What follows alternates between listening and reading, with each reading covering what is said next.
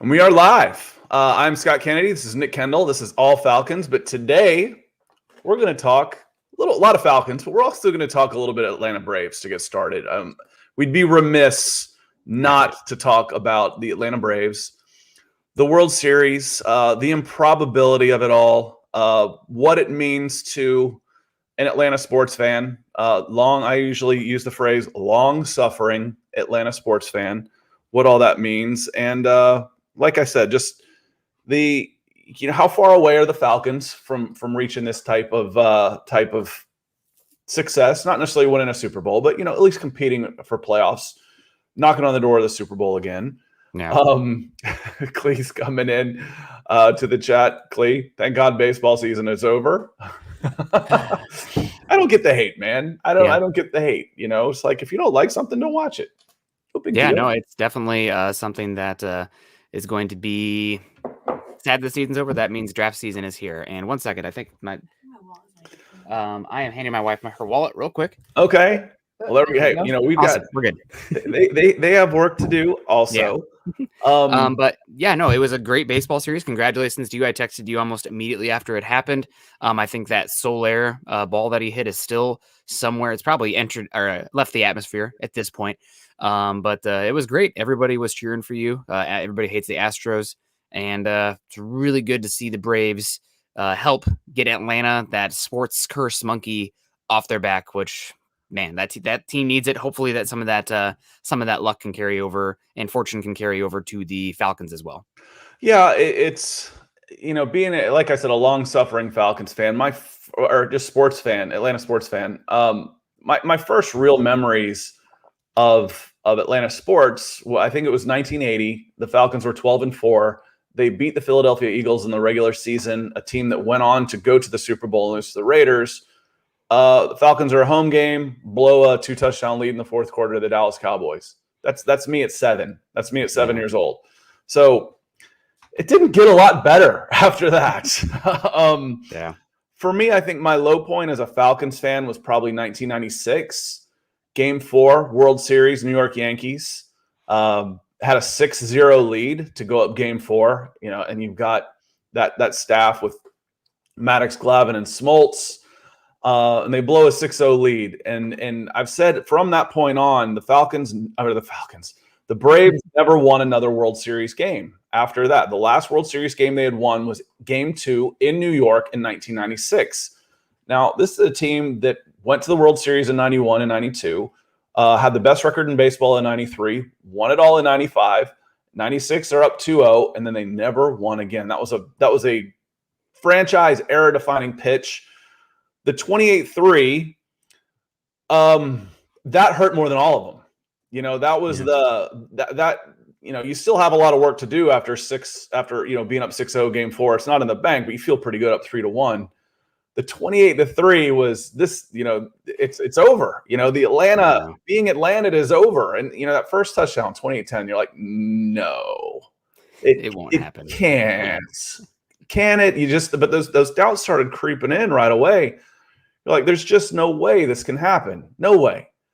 Well, it did, as we all know. And that one stung us. It's one of those I kind of refer to as the game we will not refer to. But now I don't care. I don't care anymore. It's done.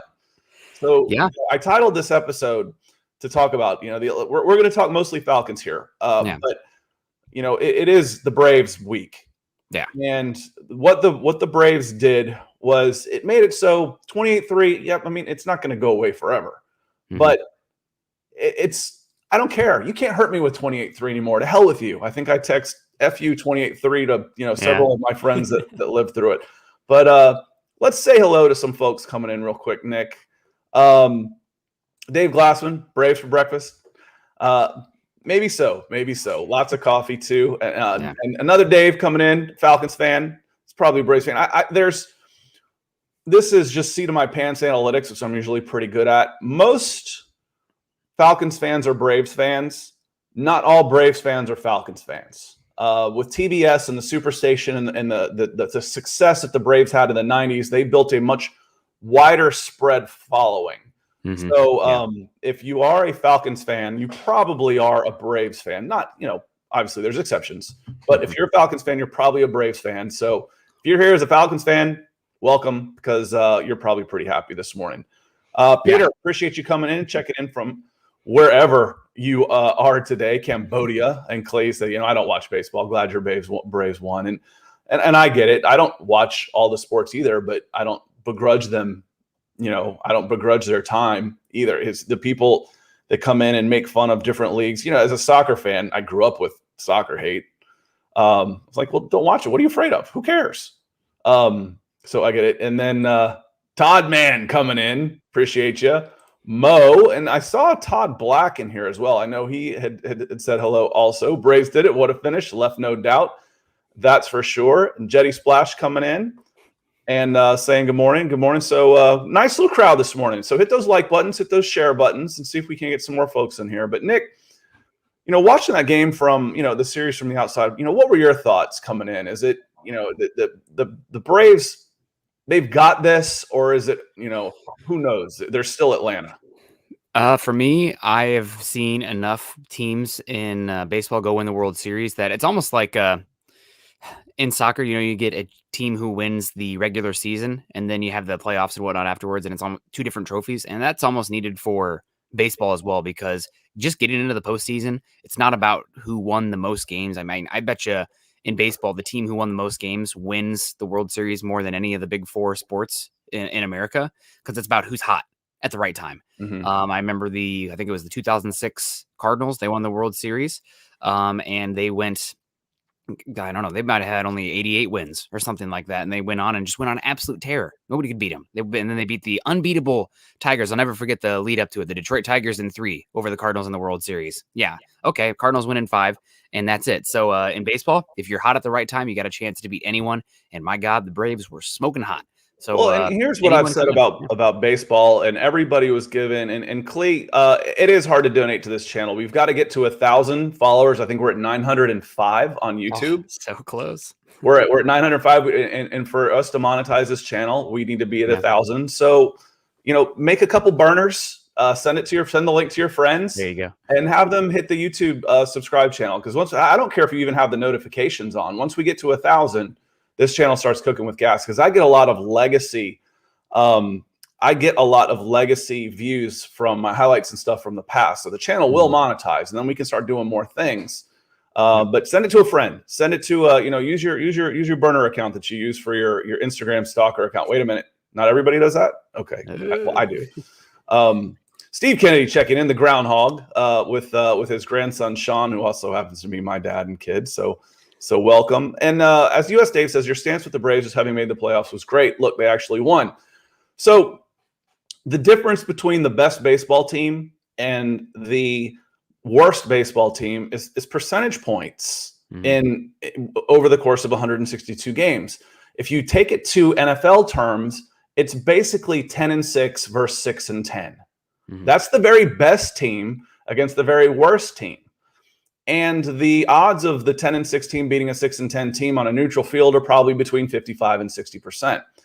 You knock that down to a 55% win, and then you've got to win. You throw in an extra level of playoffs. Now your probability of winning is 55%. Okay, so that's 0.55. Your probability of winning the next one is 55%. Let's say you're the favorite every time. To calculate probability, you then multiply those two together. So you times 0.55. That's 30%. So you got a 30% chance of making the World Series as the best team in the league. To win it now, let's say you're the heavy favorite again, times, you guessed it, 0.55. You have a 16% chance. That's 1 in 8. A 1 in 8 chance of winning the World Series as the best team in baseball. Now, football and basketball are much more physical, and a single player can dominate it in basketball much more. And football is such a more physical game that the bigger, faster, stronger team typically wins, especially in college. But baseball, no, I never got on Bobby Cox and those teams for not winning. I didn't watch all the playoff games because I expected them to lose. But your chance as the best team is 1 in 8 to go on and win this thing. So I enjoyed the national pastime. I enjoy them watching, 162 games. And if they weren't going to win the World Series, okay, I'm okay with that. I'm still going to watch the regular season. So it's tough. It is. It's incredibly hard to win the World Series. But congrats, man. I mean, you make sure that you take some time to reflect on it too. And I'm sure that, I mean, you've seen a few more things than I have. Not that you're old, but you've been a fan longer than I have. So I mean, I've been a sports fan for 40 years. I mean, that's a long time these days. Yeah, and I mean, I was texting my old man yesterday. It was his birthday yesterday, and we were reflecting on the Cardinals winning in 2011 against the Rangers. That's 10 years ago now, and it feels like yesterday. But even though the Cardinals have been, up and down since then, that's still, I mean, an incredible memory we have. I mean, granted, we were at Game 6 of that 2011 World Series, the one where David Freese hit that walk-off and they were down to their last strike twice. Like, to be in person for that leaves a memory, for sure. But that's, don't forget it. I still remember exactly where I was when, all of that happened, when they won, and it's pretty special. So I'm really happy for you and the Braves and the city of Atlanta, because get that monkey off your back. I mean, I know you couldn't even enjoy the games. Like, I feel like you probably are finally breathing. This one was better. It was the NLCS. I didn't even watch. I didn't even watch games 5 and 6. I'm like, I can't take it.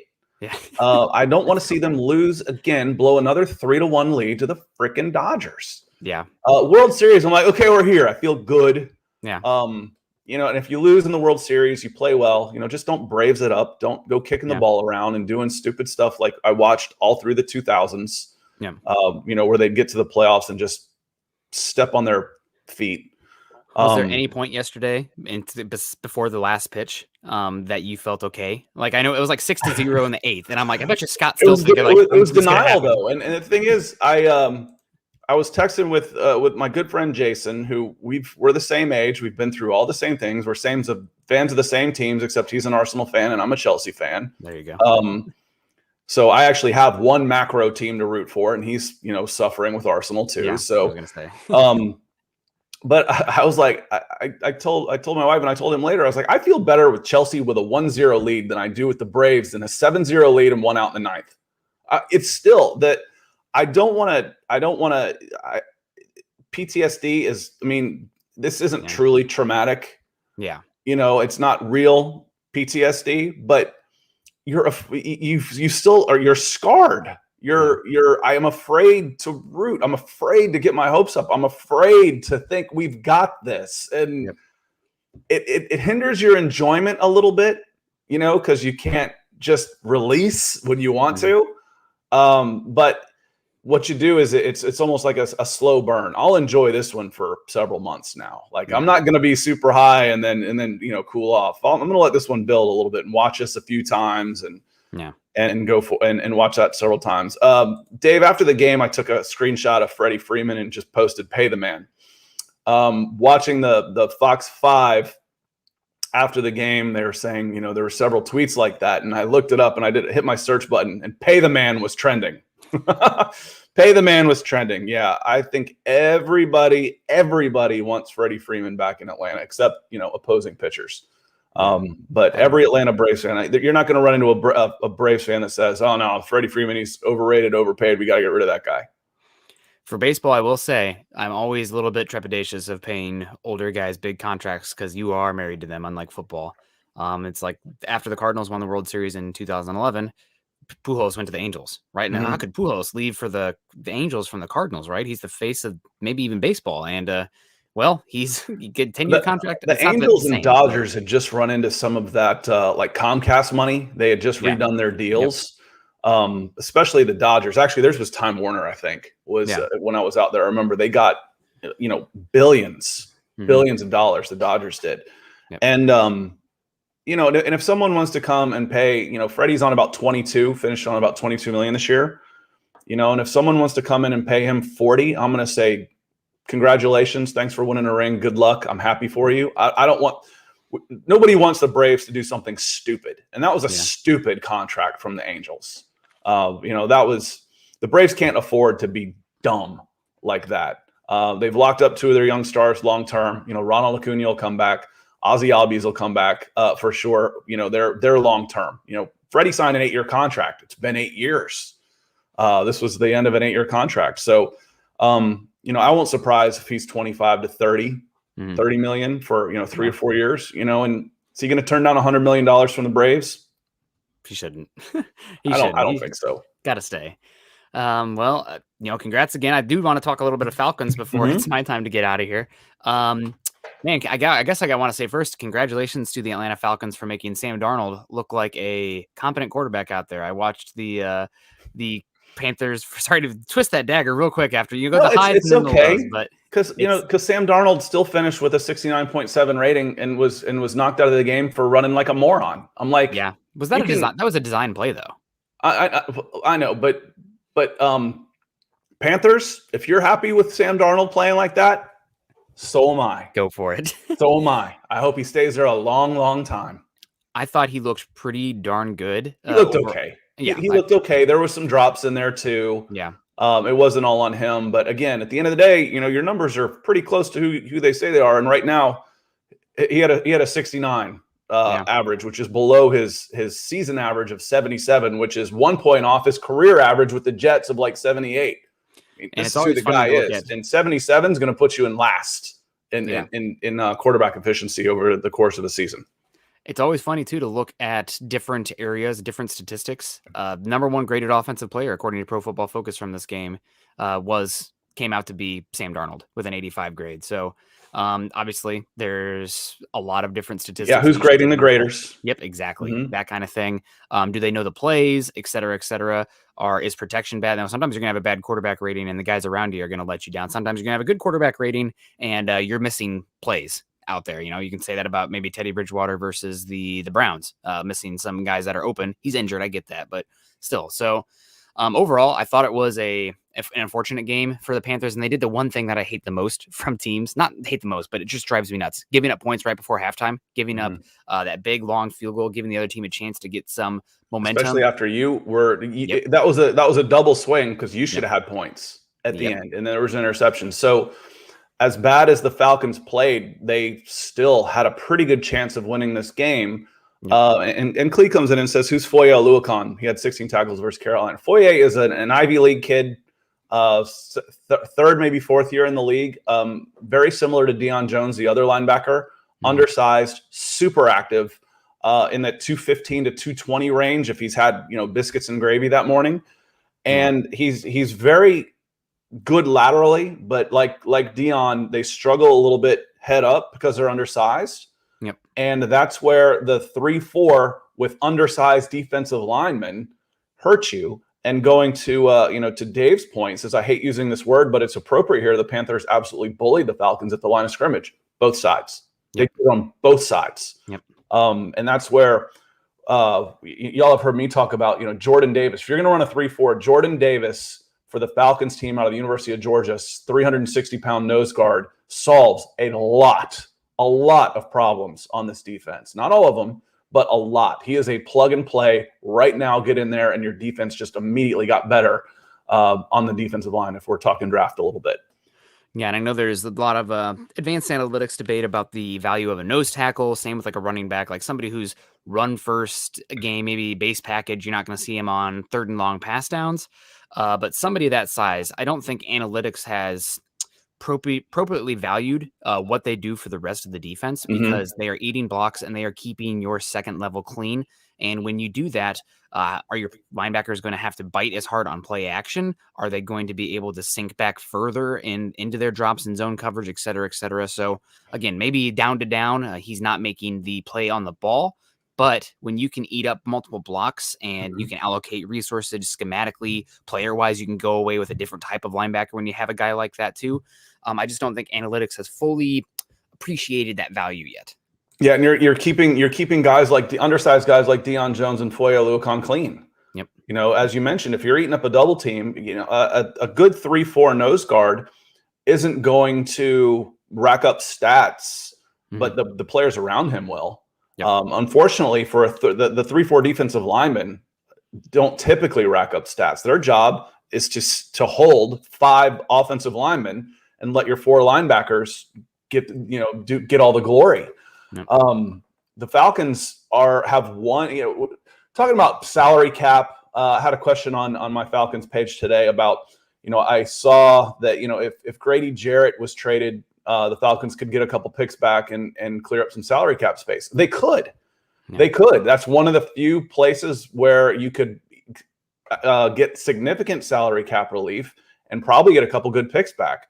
But he's literally the only good defensive lineman on the Falcons. The only one. I'm not real high on the idea of trading your only good defensive lineman.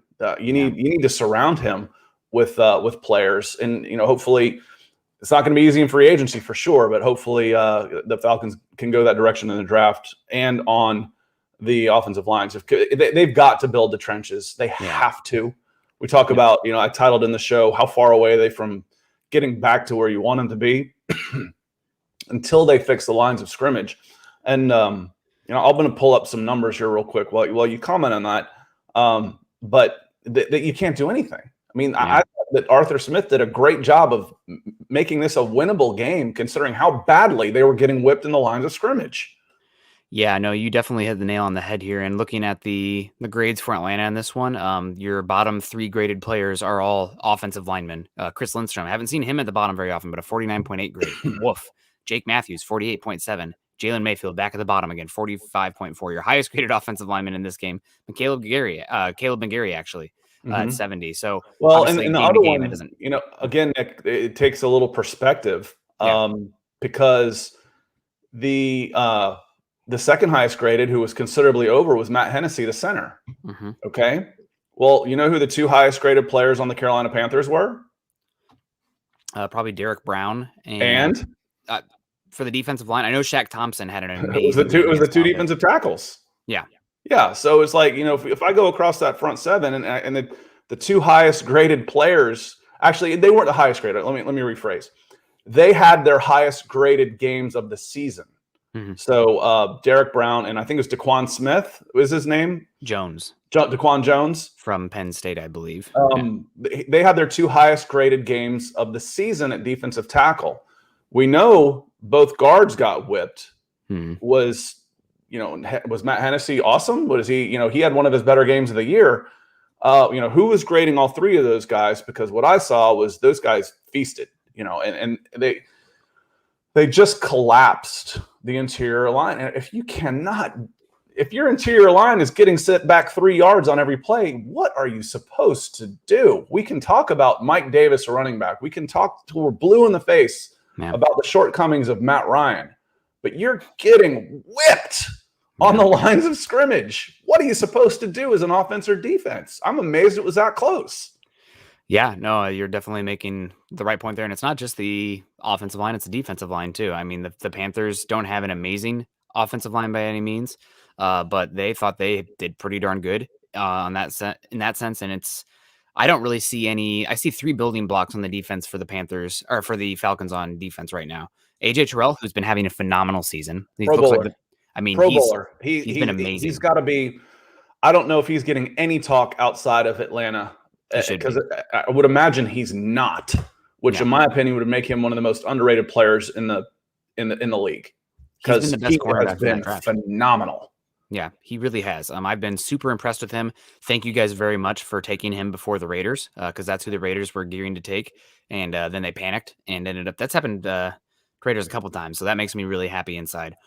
So happy to see AJ Terrell. He's obviously a building block. Deion Jones, I know he's not a spring chicken anymore, but he's a building block. And he's still pretty young, because he might be 26 at most. He's not old. Is he that young? I gotta look it up now. 26, 27 at most. He'll be 26 he'll be 27 tomorrow. Happy birthday, Deion Jones. Yeah, so he's still pretty young. He's still pretty young. What about Grady Jarrett? Is he? Grady's pushing 30, so he's knocking on the door of 30. Yeah. And he's still kicking ass and taking names when he's inside. He's just undersized for a nose guard, and I think they figure better to have him out wide, maybe splitting the gap between the center and tackle, as opposed to the center and guard, instead of being headed up over the center and you're going to get double teamed. Yeah. He's a little undersized to be a nose guard, but so is Tyler Davison. But looking at the defensive line, and if you look at the Pro Football Focus grades, and I like to use them as a reference point. People understand, because the eye test will tell you one thing, and then you verify them with this, and sometimes you look back and say, I just disagree with this.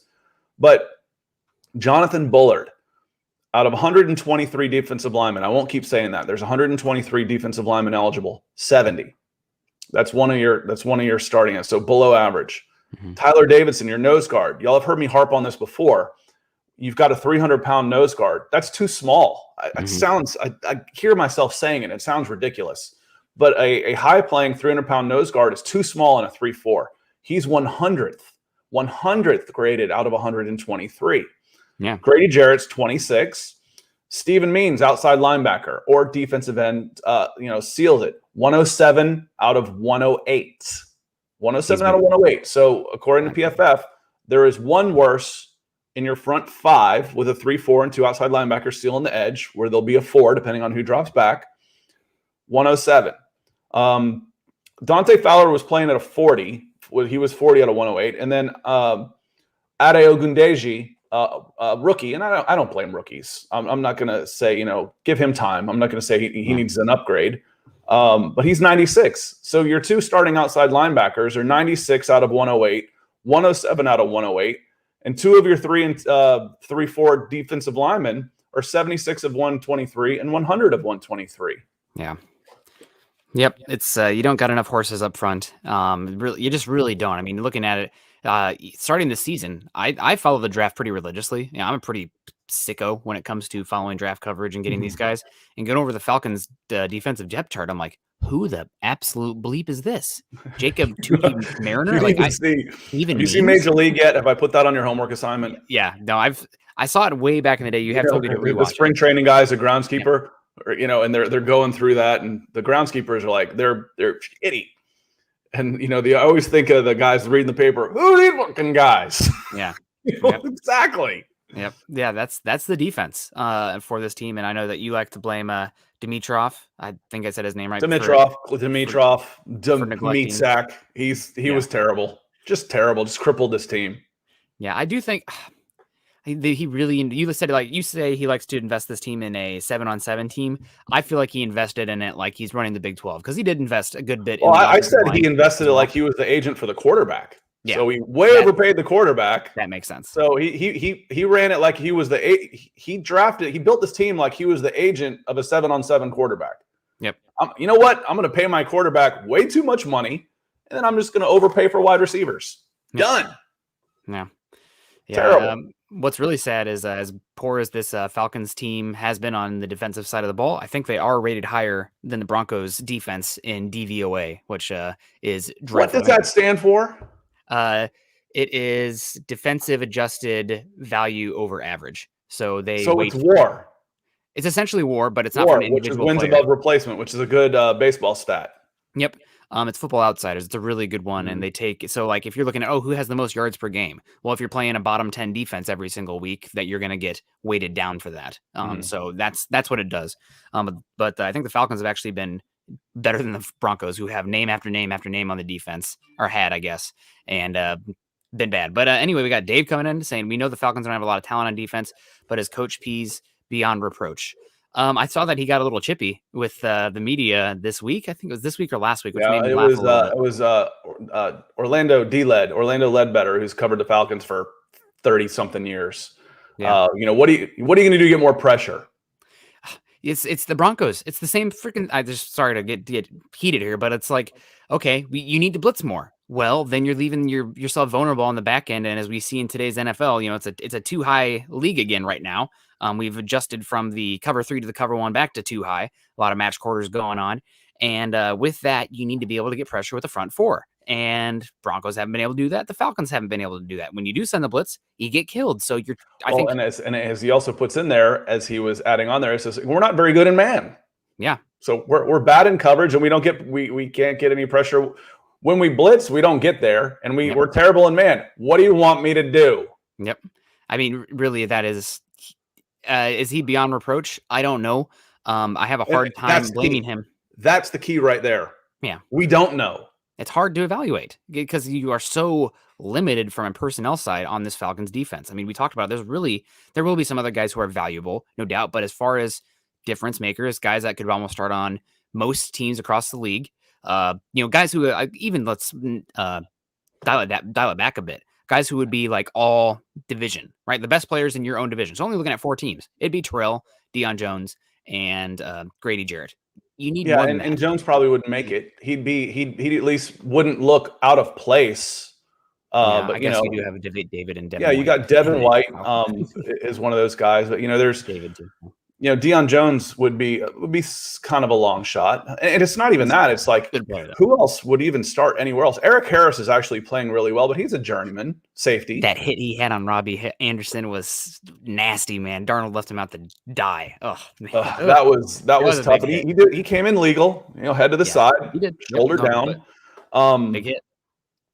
So let me see here what I wanted to hit. There was one I agree with you. Just they don't have the horses. And we're already at 30 minutes. That was a point I wanted to make. It's like, I don't know if let's use a racing analogy, Dave. I don't know if my driver is worth a damn because my car's falling apart. Yeah. I don't know what I have. No one is beyond reproach, but I say getting the Falcons up 10 spots from last year on average, basically. They were 25th overall, 32nd in pass defense. I think they were somewhere between 25 and 29. They've moved up 10 spots. That's a good job. He's done a good job with what he's had, considering what he has to work with is worse than what the Falcons had last year. This is a worse personnel group on defense than what the Falcons had last year. Yeah, I would say for his Coach Pease's benefit, this team has played better defensively than the sum of their parts is greater than the individual talent. So hats off to him. Real quick, pivoting, 2 points I wanted to make before I get on out of here. Mm-hmm. Is it possible that the best 2 pass catchers for this Falcons team right now do not play the wide receiver position? Because obviously Kyle Pitts is one of them, but Cordell Patterson, what is he, a wide receiver, running back? Who cares? Good player. Yeah, he's you probably didn't get to watch Cordell Stewart. They called him Slash when he came out of Colorado. He was a quarterback, and then they came and made him an athlete at Pittsburgh. I call Cordell Patterson X. He's the X factor. Mm-hmm. Yeah, but that's a big issue. Calvin Ridley out again. I know that we maybe want to talk about that a little bit, but the real question is how far are the Falcons away? Looking at this roster on the defense, everything else going on, lack of talent on the offensive line, needing another receiver out there as well. On paper, this is a roster that is actually pretty far away. And if you had a lot of draft capital, hats off to the coaching staff, honestly, I think they are playing. And Matt Ryan, not his best game, but overall this season, I think that he is maximizing the situation that he's in. But I don't know if this roster itself, given the financial situation of the Falcons, salary cap, the lack of excess draft capital in the next 2 drafts, I don't know if they can turn it around in the window that you have Matt Ryan, which makes it a really, really tough situation for Falcons general manager's name's escaping me. Fontenot? Terry Fontenot. Terry Fontenot. Yep. That makes it really hard for Fontenot because if you had Matt Ryan's contract where it was a situation where you could move it, you could give yourself at least a jump start for that rebuild. But you can't really do that with his contract and your financial situation. So I don't know what the solution is here. I'm definitely a solutions guy. When there's sometimes I'm terrible as a partner sometimes because sometimes you need to just listen and understand that the person is frustrated in a situation. And I'm like trying to throw out solutions left and right. I don't need you to fix this problem. I just need you to listen to me right now. I just need to get it off my chest. Sometimes I have fixing this problem is going to take time. Yeah. It is. It's going to take time. It's going to take, you can't miss on your draft picks. So the evaluation process, I think, has been pretty good for the most part so far from what I've seen of this draft class. Jalen Mayfield, there's other guys I would have taken in that spot. Spencer Brown, particularly in the 3rd round. Richie Grant, solid. Getting some good work from the backside. Where Fontenot, I think, has been spectacular is getting value free agencies off the dust bin. Yeah. Cordell Patterson was fairly cheap. He's one of the more expensive ones, but Eric Harris is playing well. Deron Harmon came in for a song. Some of those guys. Matt Gano coming back will help this. He's been working out. He's been on the PUP list all year. He was probably the Falcons' 6th best last year, and right now would be a significant improvement over Jalen Mayfield and help push some of the other guys because he can play across some of the other places. But it's gonna take some time. It's gonna take some time. And, which is why, going back to January, you lament as you said, in this window for Matt Ryan, you had a chance to get your quarterback of the future. Now, whether or not those guys end up being the quarterback of the future. You had Justin Fields or Mac Jones to choose from, or you probably could have done something, gotten Trey Lance. You weren't going to get Zach Wilson or Trevor Lawrence, but there were several there to choose from. But once it came out that Julio Jones wasn't wanted out, then getting Kyle Pitts made sense to me. Now, that is a long-term building block. That is a guy that you can have for 15 years and be a 10-time Pro Bowler. So that made sense to me. And you've got Matt Ryan probably for 3 or 4 more years playing at a decent level where quarterback doesn't become the biggest problem on this team. Matt Ryan might not be the answer. His contract is certainly a hindrance to this team. But if I'm looking at what do I need to fix, I go a long way before quarterback becomes the biggest problem.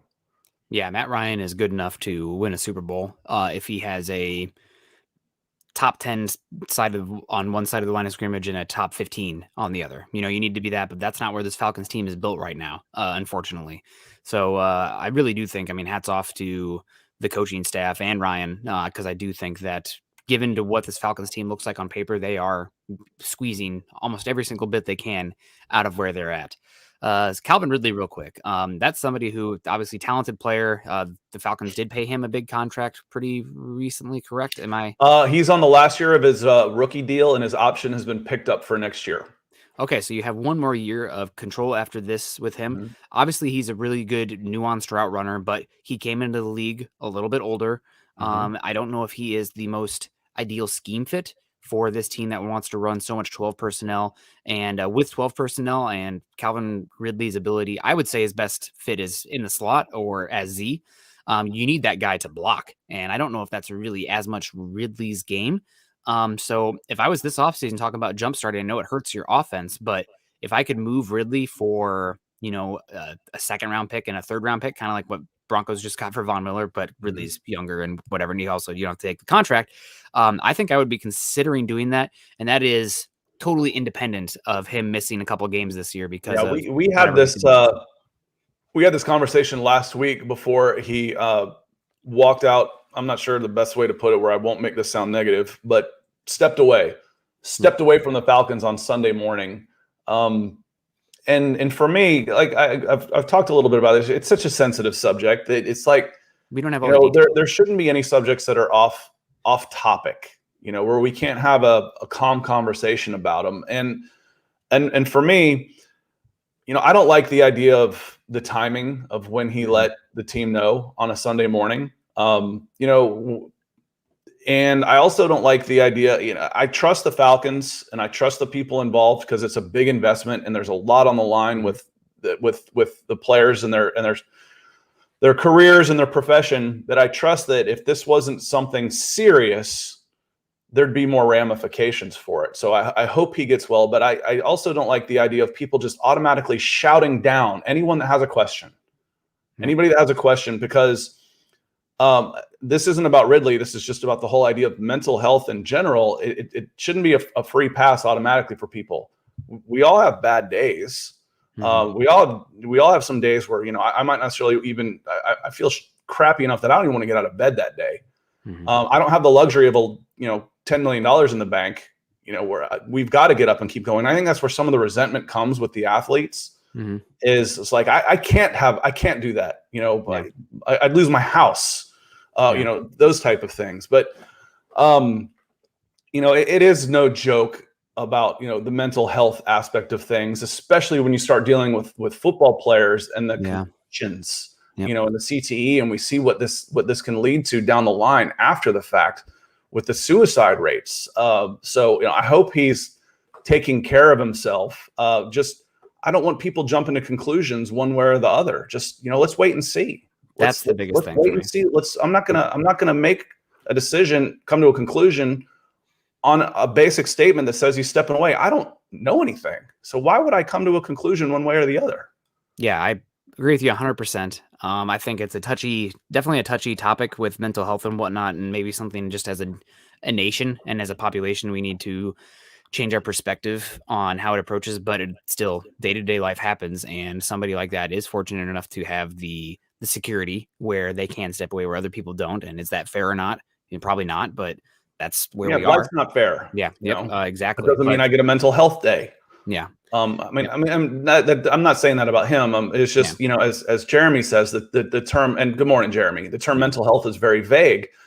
And I said this before, he could have a substance abuse problem. Someone could have a substance abuse problem and they woke up too hungover to play that day. Yep. Do you give him the same, love and support that someone who's, has a child with pediatric cancer and listen, I can't do it today. I can barely function. I get it. Yeah. Take all the time you need. Yeah. I've seen both of those situations and they would all these days be mental health days. Yeah. It's not enough for me to come to a conclusion one way or the other. So I'm not going to. Yep. Yeah. We just don't know. But I think at least from a purely football perspective, what he brings the team, his age, his fit on the offense, there's enough questions there on top of this where at least I think you should be afforded the ability to ask questions, but I don't think coming to any grand sweeping conclusions with everything is fair either, because we're not working with a complete picture. Well, my question on this is if you want the industry to support the worker, in this case, the league to support Calvin Ridley, then the Falcons, in this case, if Ridley walks away from this or goes on a PUP list or something like that, the Falcons need some relief from his $11 million cap hit next year. Yeah. We support him. We're going to keep paying him, but we got to replace him. We've got to do something. Or would this be classified just as any other injury?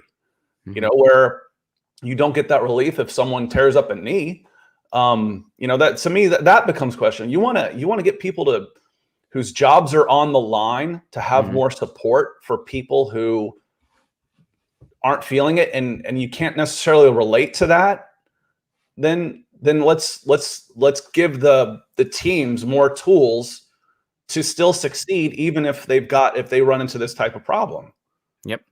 Yeah, no, it's tough. I don't know what the solution is. Luckily, there are smarter people, and people more educated than myself in these topics that can discuss these big questions like that. But I mean, it is fair to wonder what is going on and what are the football ramifications for that now and going forward. Yeah. And until we have the football ramifications, as we said going in, it's callous to say, his value is too low to trade right now. No one's going to trade for him. He might not come back. Yeah. You don't know. But going in last week, let's just rewind a week. We had said, you get 2 high picks, maybe a second, a third, or 2 seconds, and clear $11 million off your books. That's at least 4 players that the Falcons desperately need. That's 2 draft picks and then 2 $6 million defenders that you could drop across the defensive line. The Falcons need players more than they need a star wide receiver. Yep, that's right. And also just the cap stuff. I mean, real quick on this, DBA. Not trying to take his money. That wasn't my point at all. If that came away, then I totally blew it. The point is that the Falcons get some relief off their cap. In fact, I hear myself saying, keep paying him, but have the ability to replace him. If someone's going to come off, he's due to make $11 million last year. Yeah. If you want the teams to support these players better, give them a method to help support them while still being competitive on the field. That would encourage teams to support somebody like this and do this and not cut him, for lack of a better word. So that was my point. Enable them to support them without a competitive disadvantage, because at the end of the day, wins and losses are what's going to keep people in jobs. Mm-hmm. Yep. It's rough. It's the reality of the business though, but we'll find out more. We're not working with a complete picture right now, and maybe we'll find out more, but either way, I think it's fair to have just human nature to have questions about everything surrounding it. But I think it's important also not to come to any grand sweeping conclusions because we got one statement. Yep. Stepping away. His teammates say we support him. That's all we know. Yep. All right. And, I don't have enough information there to come to any kind of decision for sure. Yep. And maybe we'll find out more later. Maybe we won't. Maybe we won't be privy to it. That's how might not be any of our business. That's 100% true as well. So it's life. It's the information we have. So all right. Well, I got to get going. You might want to stick around and talk a little bit more Falcons. Sorry to get the loss, but with the Saints kind of falling apart, I don't know if you saw Michael Thomas just announced he's out for the year. Jameis Winston.